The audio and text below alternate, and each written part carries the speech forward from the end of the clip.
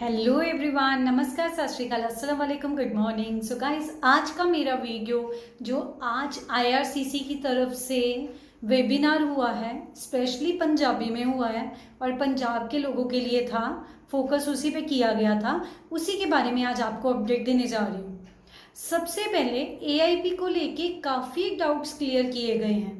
अब एआईपी के बारे में सबसे पहले बोला गया है कि जब तक आपको एआईपी नहीं आता आप उसकी वेट कीजिए। उसके बाद अगर आप चाहते हैं ऑनलाइन क्लासेस लगाना तो आप लगा सकते हैं। अब स्टेज 1 और स्टेज 2 वीज़ा अप्रूवल उन्होंने बोला है कि ये सितंबर इनटेक के लिए है। जो भी स्प्रिंग या फॉल इनटेक 2020 है उसी के लिए ही स्टेज 1 और स्टेज 2 की बात की है उन्होंने। तीसरी बात उन्होंने कहा है कि अगर प्रोसेसिंग टाइम की बात की जाए तो एसडीएस और नॉन एसडीएस के लिए कोई फिक्स प्रोसेसिंग टाइम नहीं है due to shortage of staff, और आपको पता ही है कोविड की प्रॉब्लम है। अगली जो इन्फॉर्मेशन उन्होंने दी है वो इस चीज़ के ऊपर है कि आप डेफरमेंट कब ले सकते हैं। अगर आपका एआईपी अप्रूवल आ जाता है पॉजिटिव, आपने अगर क्लासेस ज्वाइन कर ली हुई हैं ऑनलाइन क्लासेस ज्वाइन करके 30 अप्रैल तक, अगर आपका 30 अप्रैल 2021 तक आपका 50% कोर्स हो जाता है, और अगर उसके बाद आपको अभी भी वेट करना पड़ेगा तो आप अपना 50% कोर्स जो है इंडिया में करके अगर डेफर करवाना है तो डेफर करवा लो, अगर उसको कंटिन्यू करना है तो कंटिन्यू कर लो। अगली चीज़ आई है पोस्ट ग्रेजुएट वर्क परमिट के बारे में। उसके बारे में भी उन्होंने काफ़ी कुछ क्लियर किया है। जो पोस्ट ग्रेजुएट वर्क परमिट है, अगर आपका 50% इंडिया में होता है और 50% आप कनाडा में जाके करते हो अपना वर्क परमिट, उसी के लिए ही आप एलिजिबल होगे। जो स्टडी परमिट के बाद पोस्ट ग्रेजुएट वर्क परमिट की बात होती है, तो अगर आप सारा कोर्स इंडिया में करते हो तो फिर आप एलिजिबल नहीं होंगे। एक और चीज़ उन्होंने क्लियर कट बोली है, अगर आपका एक प्रोग्राम इंडिया में है और दूसरा प्रोग्राम आप इंडिया से बाहर कनाडा में करते हो तो दोनों का ड्यूरेशन मिला के जो maximum post graduate work permit का ड्यूरेशन होता है वही आप लोगों को मिलेगा। गाइस, ये काफ़ी चीज़ें उन्होंने क्लियर की हैं स्टूडेंट्स को जो अप्लाई कर रहे हैं। एक और भी चीज़ उन्होंने बोली है, अगर आप एआईपी के बाद फर्स्ट स्टेज के बाद रेफर करते हो तो आपको ये चीज़ वेब इंक्वायरी फॉर्म के द्वारा आईआरसीसी को ज़रूर बतानी है। लेकिन अगर आप उसके बाद अपना कोर्स और कॉलेज दोनों चेंज करते हो या दोनों में से कुछ भी चेंज करते हो तो आपका एआईपी दोबारा से फर्स्ट स्टेज में कंसीडर किया जाएगा। ये बहुत इंपॉर्टेंट इन्फॉर्मेशन है, क्योंकि कुछ स्टूडेंट्स को सितंबर 20 के बाद सितंबर 21 में वही कोर्स मिल रहा है, जैन में नहीं है। तो इस केस में फिर आपका स्टार्टिंग से प्रोसेस होएगा, वो आपका दोबारा एआईपी जो है वो एक्सेस करेंगे, उसके बाद आपको वो बताएंगे। गाइस, काफ़ी चीज़ें उन्होंने क्लियर की हैं उसके बारे में। अगर रिफ्यूज़ल की बात आती है, एआईपी के बाद आपका रिफ्यूज़ल आ गया है सेकंड स्टेज के बाद भी, तो उसके बाद आपका रीफंड क्या रहेगा, इससे ये जब क्वेश्चन पूछा गया तो उन्होंने ये बात कही कि आप अपने एजुकेशन प्रोवाइडर के साथ कंसल्ट कीजिए, वही आपको बताएंगे। जो कॉलेज की पॉलिसी होगी रीफंड की, वो उसके अकॉर्डिंग आपको कॉलेज से कॉन्टैक्ट करना पड़ेगा।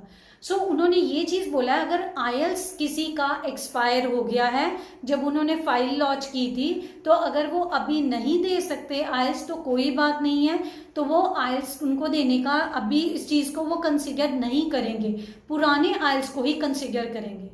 एक क्वेश्चन और पूछा गया उनसे पीटी के बारे में।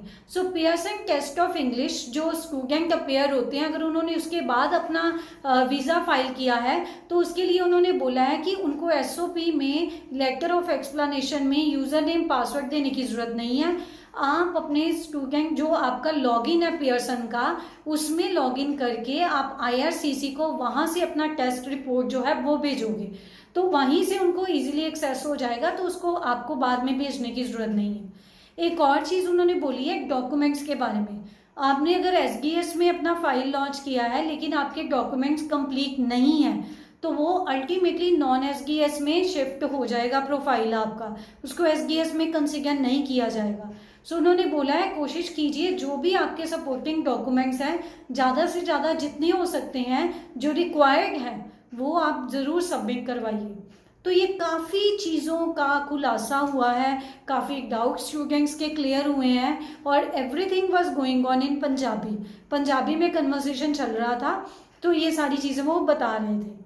अगली उन्होंने ट्रैवल को लेके बहुत क्लियर कट बात की है कि जिन स्टूडेंट्स ने 18 मार्च से पहले अपना वीज़ा या उस दिन अपना वीज़ा लिया है और उनका हाइब्रिड प्रोग्राम है, कॉलेज उनको बोल रहा है कि उनकी क्लासेस वहाँ लगनी ज़रूरी हैं, सो वो लेके और पोर्ट ऑफ एंट्री की लेटर लेके वो जा सकते हैं। लेकिन एंट्री जो है वो डिपेंड करेगी, जो एयरपोर्ट अथॉरिटी है वो उनको जाने दे रही हैं और CBSA Canada border security agency, उनको आपको सेटिस्फाई करना पड़ेगा। इसके लिए कुछ चीज़ों को ध्यान में रखने की ज़रूरत है। सबसे पहले यहाँ से आपका हेल्थ चेकअप और फिर कनाडा में जाके आपका हेल्थ चेकअप। मास्क पहनना बहुत ज़रूरी है। क्वारंटाइन प्लान को उन्होंने काफ़ी वेटेज दिया है। क्वारंटाइन प्लान पे उन्होंने बोला है कि आपने वहाँ पे कहाँ पे रहना है, आइसोलेशन प्लेस वहाँ पे आपको मिल रहा है और उसके बाद आपने खाने पीने का वहाँ पे कैसे अरेंजमेंट किया है अपना, वो सारी चीज़ें इनको रिटर्न फॉर्मेट में आपको लेके जानी है। इन्होंने स्ट्रॉन्गली रिकमेंड किया है। सो ट्रैवल के बारे में भी उन्होंने काफ़ी क्लियर कट डाउट्स किए हैं, स्टूडेंट्स को आंसर किया है। अगर आपका 18 मार्च के बाद वीज़ा आता है तो उन्होंने क्लियर कट बोल दिया है फिर आपको ट्रैवल नहीं करना है, तब जो अगली इंस्ट्रक्शन आती है उसके लिए वेट कीजिए। अगर बायोमेट्रिक्स नहीं हुए, एक और उन्होंने बायोमेट्रिक्स या वैक ऑफिसर्स के रिगार्डिंग भी बताया है जिनके VFS सेंटर अभी नहीं खुले, जैसे इंडिया में अभी नहीं खुले वीज़ा एप्लीकेशन सेंटर, तो वहाँ पर उन्होंने बोला है अगर आपको मेल भी आ गई है फिर भी आप अपने बायोमेट्रिक्स के लिए अपना पासपोर्ट, फिजिकल कोई भी डॉक्यूमेंट ना भेजिए, जब वो खुलेंगे उसके बाद ही वो आपको बताएंगे, एक्सेप्ट करेंगे, अदरवाइज आपका जो है जो डॉक्यूमेंट है वो वापस होएगा। तो इससे बेटर है आप भेजिए ही मत। सो गाइस, काफ़ी डाउट्स बच्चों के क्लियर किए गए हैं, काफ़ी आंसर किए गए हैं।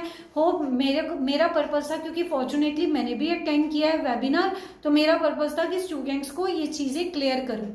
सो गाइस, अगर आपके माइंड में कोई भी क्वेश्चन होएगा किसी भी चीज़ से रिलेटेड, आप कमेंट बॉक्स में डाल के उसको पूछ सकते हैं। हमारी टीम विदिन 24 आवर्स आपको जवाब जरूर देगी। और चैनल को सब्सक्राइब करना मत भूलिए। Thanks for watching.